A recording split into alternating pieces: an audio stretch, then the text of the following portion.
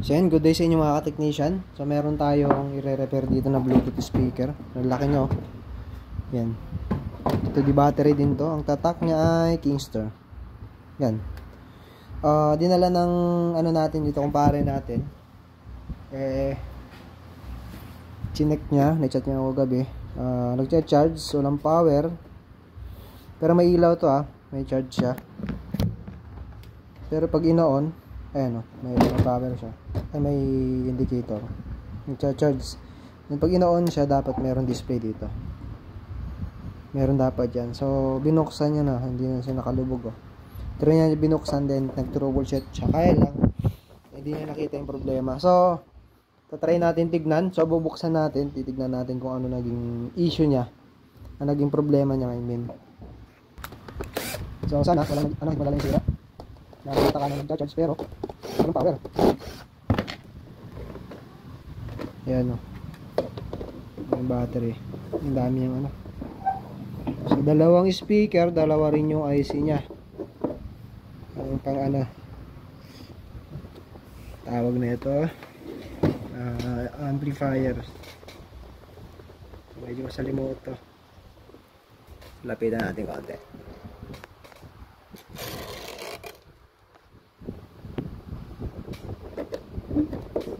Yan.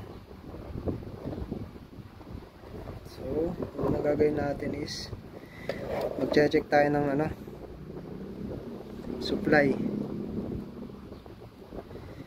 And magseset tayo sa DC. And tignan natin ang supply. So mag-ground tayo dito kahit saan naman dito ang ground. Then tignan natin yung supply na kanyang. So may 3.2 naka-on yan tabi tayo dito. So meron nabuo ang switch buo, tama. Then tignan natin yung kanyang supply papasok. So ground ulit tayo. Ito ground to. Then hanapin natin yung pinang diode ng ito. So meron, may pumapasok.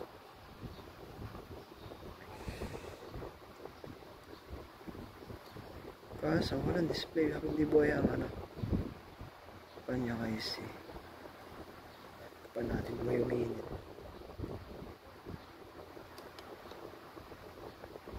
Okay naman, wala naman.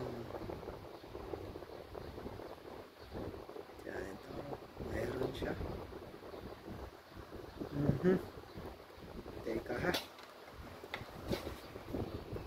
iba yung sira nito. So sabi ko sa kanya kagabi, malala sira niyan. Kaya tinigilan din niya. Pinangat muna natin to. Patay mo natin. Ayan. Yeah. Tingnan natin itong mga capacitor na to. So on natin. Ayan. Tingnan natin yung mga capacitor kung may mga supply sila. Talaga 1 point lang. So dito yan sa isang capacitor ka. May 3. Yung isa merong 3. Etong wala. So capacitor ito sa pa 1.3 lang. Tama ba yan? 3 volts. Ito sana meron to. Baba 1.3 volts lang. Itong isa pa hindi pa nakapasta. So itong pinakamalaki wala. So walang supply. Pero ang kanyang value is 110 volts. So dapat meron ito So tingnan natin sa kabila. Ayan. Ito. Uy, may umiinit. Iinit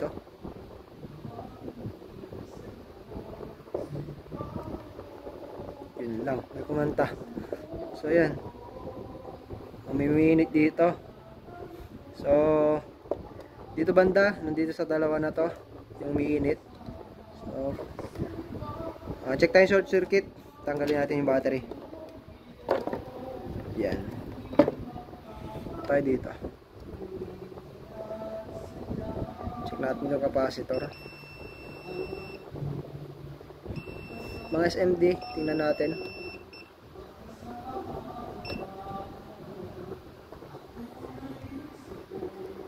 Aha, ito maliliit.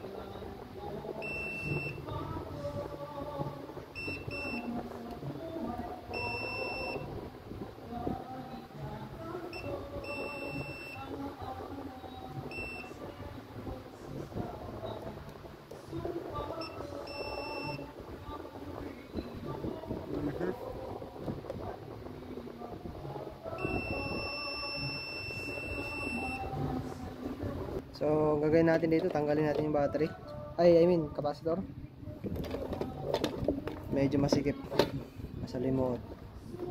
Ang dalitik. Asa pa, saan nga ba yan?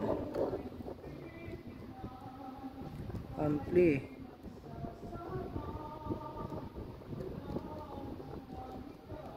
Supply dito. Ang nawawala. Dito. Angat natin to.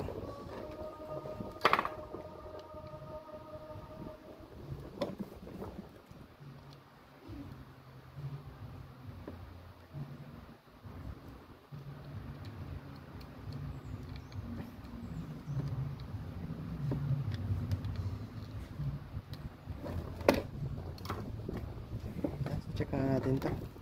Ito naman sira, capacitor.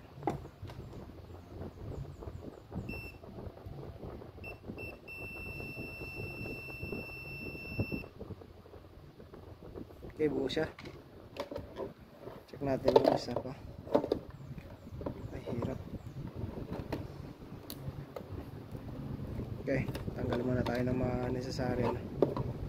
Tanggalin din natin itong isang capacitor na to. Medyo sa gabal din to. Ayan. So malamang dito yung sira, no? So balik natin nga yung battery. Ngayon makapana natin siya na maayos.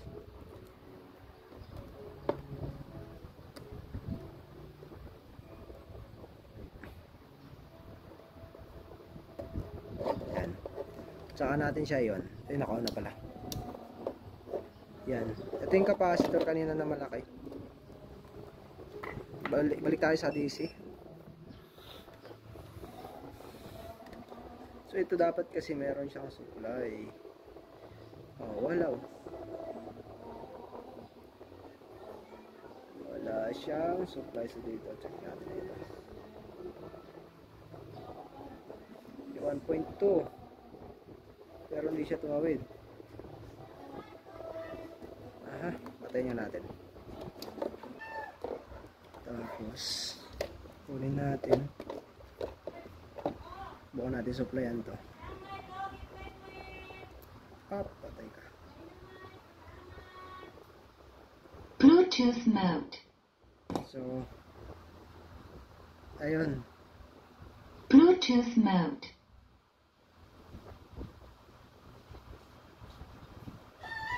Meron nga lang siyang tunog na sa ano. So ayun, tignan natin. Open natin. Ilagay natin ang 3 volts. So yung 3 volts kanina mga technician na pinuha natin dito sa ilalim. No? Itong capacitor, humanap lang ako ng 3 volts dito. Sa capacitor na to. So nakita ko itong capacitor na to. Ito. Itong may 16 volts sa value. Kinuha ko yung positive. Positive lang kasi ang ground naman, ano naman yan eh, parang ano lang yan, nandyan lang naman yung ground. Nakapalibot lang yan. So ang naglalaro lang dito, ang iikot lang is positive.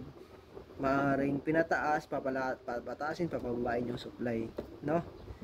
So dito ayusin lang natin yung hinang dito kasi parang dumikit sa ground. Yan. Then kumuha lang tayo 3 volts, naghanap tayo, then ilagay natin dito sa may supply ng IC. Yung tinanggalan natin ng capacitor. Tanggalin ko muna to. Yan. So gawa lang tayo ng paraan para maikot natin dito. Yan. para may pondo siya. Yan. Ito, umiikot na to. Kailangan na ligipit ng konti. Yan.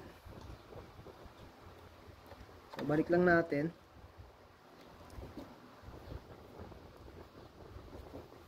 Tapos, patay muna.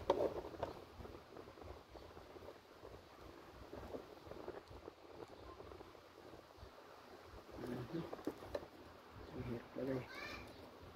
Ang iksi ng wire.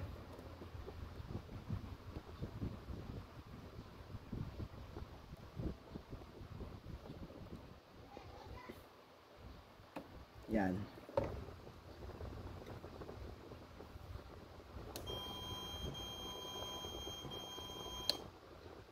Oops. Ayaw niya.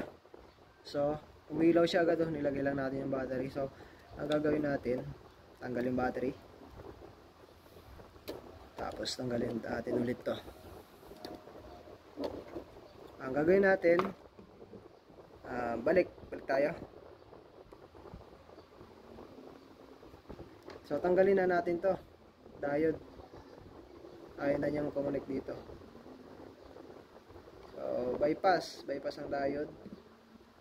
And sa supply tayo ng capacitor maglalagay. Then mamaya sa capacitor natin siya ihinang. So ano lang, be patient lang kasi ito sobrang lilit ng pyesa. Mainit pa. Yan. Ito yung hirap dito eh. Habang lumilit yung nagiging portable, lumilit din yung mga pyesa. Grabe liliit. Wala kang pasensya dito, nako po. Itatapon mo to. So, yan.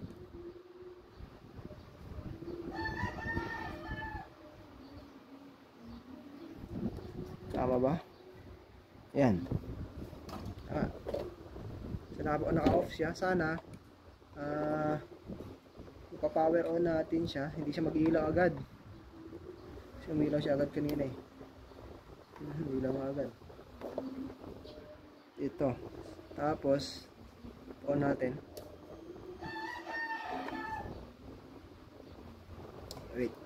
Kaya ko ito. Kasi wala siyang display pala. Yan. Volume tayo. Volume mode. Ay, meron pala. So, patay mo natin ha. So, steady ilaw. Ang mangyayari niyan, ikakat na lang natin yan mamaya. So, try muna natin yon.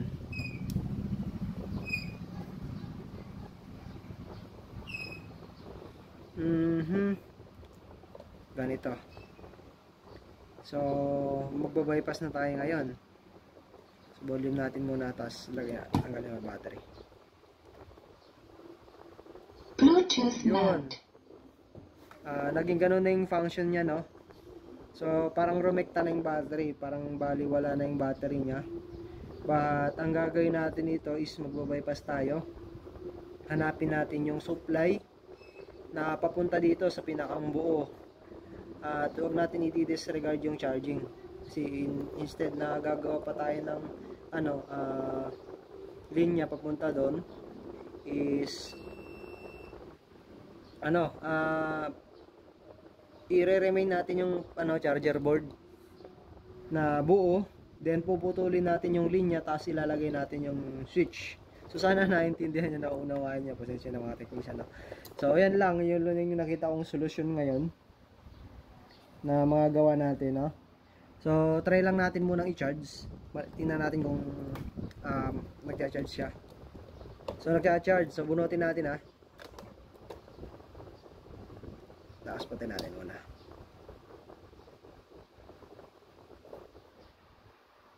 So ayan, kung makita niyo yung ilaw, wow, wala pala. Ayan, meron pa rin siya. Pero kumukurap-kurap. That means, ibig sabihin yan, wala siyang battery and gumagana ang charger board. Pag natin ito, mag-steady yan. Tapos lalakas. Yan, steady na siya. Tsaka malakas. Okay? So, ang gagawin natin mga technician, hanapin natin yung pinakang out ng battery papunta doon. Doon natin ilalagay ang switch. Kasi tignan nyo, Naka-off yan pero buhay yung ilaw. Yan. So, ang gagawin natin ngayon is magpuputol tayo ng linya. I think ito yun, no?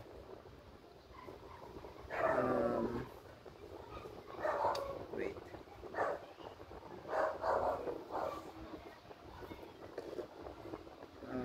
Saan nga ba?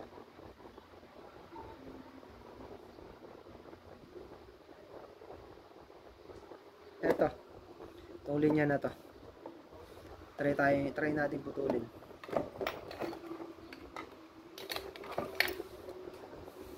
Eto. Itong linya na to. Okay, putulin natin.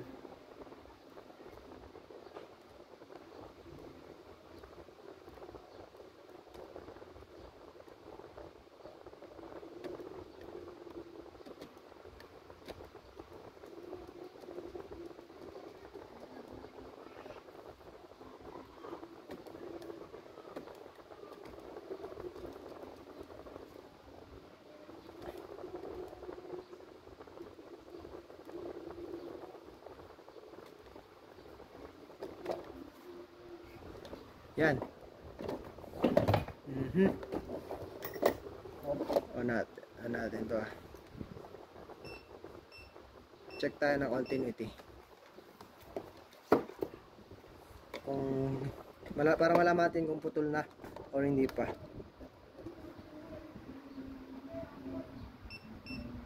Okay. Okay, putol na. Then, subukan natin ilagay ito. Sana hindi siya mag-ilaw or mag-on agad. So, kahit nakapatay ito. Naka-on yan. Patay natin. Patay muna. Yeah. Ito yung struggle dito, mga ka-technician, no? At mahabay pasensya mo ang i-action ng mga wire. Umilaw pa rin siya. Bluetooth mode. Buhay pa rin. So, hindi yun yung linya, no? Capacitor.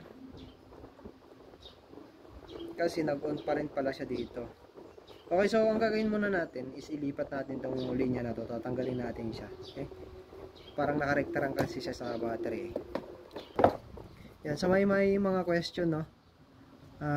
Pwede kayo mag-comment sa ating comment section. Para pag hindi nyo naiintindihan, mas may papaliwanag kung maayos kung ano yung naging issue ng Bluetooth speaker mo. Kasi iba-iba tayo ng issue, iba-iba yung issue ng mga natin speaker natin. So kanya-kanya yan, iba-ibang trouble, iba-ibang problema, iba-iba yung naging sira. So switch, negative, kulay black, tayo kumuha ng supply, then naka-off muna, tsaka natin tawag nito, ilagay yung battery. Yan, then on natin. Ayan, umilaw na siya. Bluetooth mode. Bukas na rin. Ayun, may ilaw pa din. Ayun, So, meron na din siyang Bluetooth. Buhay na yung kanyang display, Tayo natin yung ilaw ko. Malakas masyado yung ilaw ko. Ayan. Kaso hindi lang siya ganun kalakas. Pero at least, gumana na siya, buo na siya. So, saksakan natin siya ng microphone. Hindi tayo magpapadugtog ka-technician kasi baka makapirat tayo. Pwede siguro, saglit lang. Pakita ko lang sa inyo na gumagana yung mga USB niya. Mic. Hello, sound. Check. Sound. Check. Hello. Hello, ba't pa? Bluetooth mode. Sound. Check. Mic. Hello, sound. Echo. Hello. Yun. Check. Gumana siya, no? So, hindi naman na siguro ginagamit tong USB na to. At ang mahalaga is nabuhay natin yung pinang unit, then tumutunog na siya. Lumilipat na siya. Ayan. Bluetooth. Testing na natin ngayon. Okay? So, yun lang mga technician. Salamat sa inyong panonood. Sana may natutunan kayo sa video na to. God bless inyo lahat.